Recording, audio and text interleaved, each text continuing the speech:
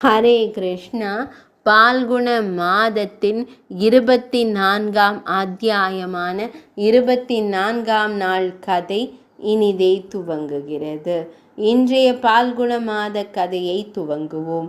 அன்னை பார்வதி தேவி சிவனாருக்கு அளித்த சிறப்பு பதிலை கேட்டோம்.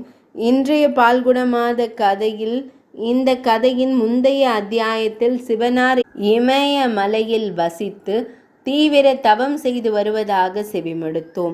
கடவுள்களின் பிரார்த்தனையின் பேரில் ஹிமவான் தனது மகள் கிரிஜாவுடன் சிவனாரை தரிசிக்க சென்றார். ஹிமவான் தனது தரிசனம் மற்றும் சேவைக்காக தினமும் தன்னை காண விரும்புவதாக சிவனாரிடம் பிரார்த்தனை செய்தார். ஆனால் தினமும் வர விரும்பினால் இந்த பெண்ணை தனது இல்லத்தில் விட்டு செல்ல வேண்டும் என்று சிவனார் அவரிடம் கூறினார். அவர் தனியாக வரலாம். அவளுடன் வந்தால் அவரை காண முடியாது. அந்த நேரத்தில் பார்வதி தேவி அன்னை ஆட்சேபித்து சிவனாரிடம் சில வார்த்தைகளை உரையாடினார். இந்த கதையை தொடரலாம். பார்வதி தேவி கூறினார், சங்கரனாரே, இயற்கையே தம் அருமையான வார்த்தைகள் மூலம் தாம் கூறியது எல்லாம் இல்லையா? பிறகு எப்படி இயற்கைக்கு அப்பாற்பட்டவனாக மாறினீர்? இதை கேட்ட பின்னர் தாம் உண்மையை உண்மையிலேயே தீர்மானிக்க வேண்டும். இந்த முழு பிரபஞ்சமும் எப்போதும் இயற்கைக்கு அப்பாற்பட்டது. இந்த இமயமலையில் தாம் ஏன் தவம் செய்கிறீர்கள்? தாம் இயற்கையுடன் ஐக்கியமாக இருக்கிறீர்கள். இது தமக்கு தெரியாதா? தாம் இயற்கைக்கு அப்பாற்பட்டவனாகவும் தாம் கூறுவது உண்மையாகவும் இருந்தால் இனி என்னை தமது சகோதரனாக கருதக்கூடாது. அன்னை பார்வதியிடம் இதனை கேட்ட சிவனார் மிகவும் மகிழ்ச்சி அடைந்தார்.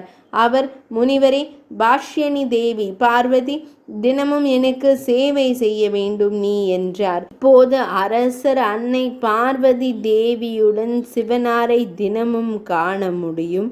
அவரை காணத் தொடங்குவார். இதனால் மகளும் தந்தையும் சிவனாரை வணங்குவதில் சிறிது நேரம் செலவிட்டனர். தேவர்கள் அன்னை பார்வதி தேவியை குறித்து மிகுந்த கவலை கொண்டனர். கிரிஜாவின் விழிநீரை எப்படி மகேஸ்வரனார் அருந்துவார் என்று அவர்கள் ஆச்சரியம் கொண்டனர். பின்னர் அவர்கள் காமதேவரை அழைத்தனர். அவரது அழைப்பின் பெயரில் தேவேந்திரனின் அனைத்து சக்திகளுக்கும் எஜமானரான காமதேவன் தனது மனைவியான ரதி தேவி மற்றும் நண்பர் வசந்தனுடன் வந்தார். சபையில் தேவர்களின் அரசர் முன் தோன்றி அவர் கூறினார், பெருமையுடன் உரையாடினார். சச்சி தேவரே, தமது கட்டளைகளை எனக்கு கொடுங்கள். தம் சக்திகளில் எதை இன்று நான் சாதிக்க முடியும்? என்னை நினைவில் வைத்திருப்பது பல துறவிகளின் கண்ணியத்தை இழக்கச் செய்யுமா? தேவேந்திரனே, தாம் என் பலத்தையும் பராக்கிரமத்தையும் நன்கு அறிவீர்கள்.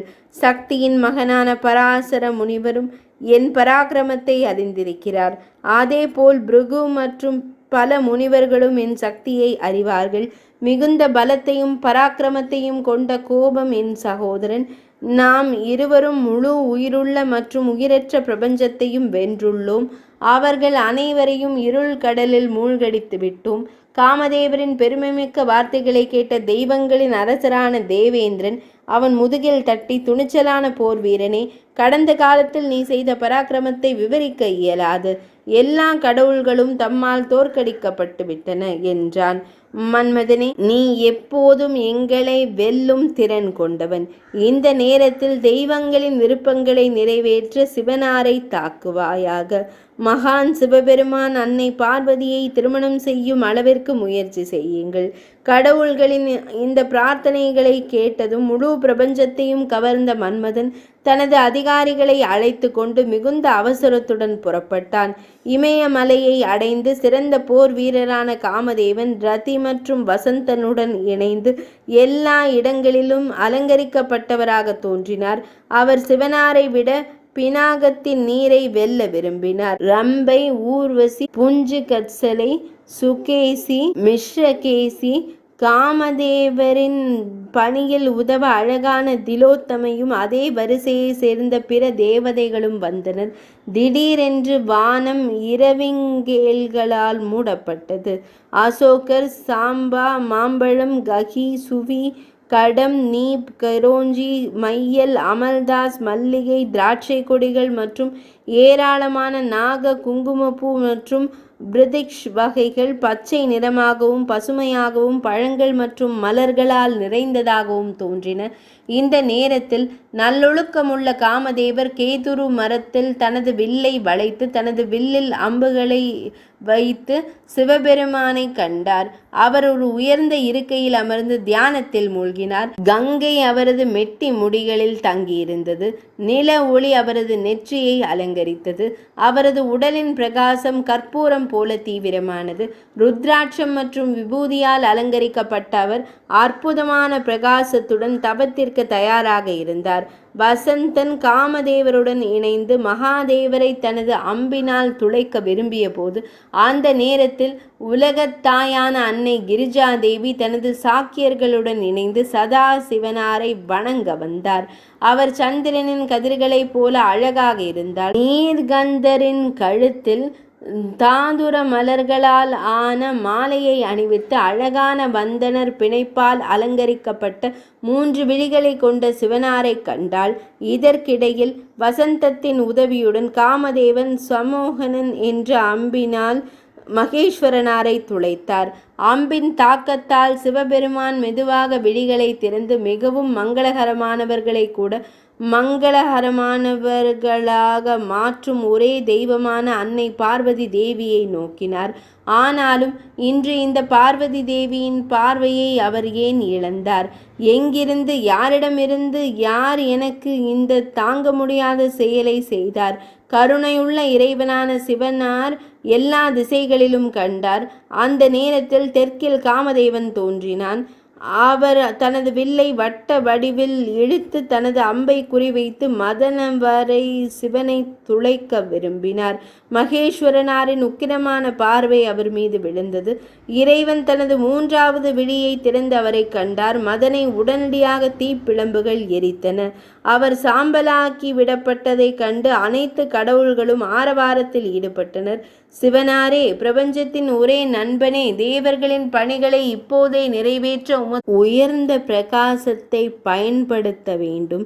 சிவனாரே, அன்னை பார்வதி தேவி வயிற்றிலிருந்து தம்மால் கருத்தரிக்கப்பட்ட மகன் எங்கள் எல்லா பணிகளையும் நிறைவேற்றுவார்.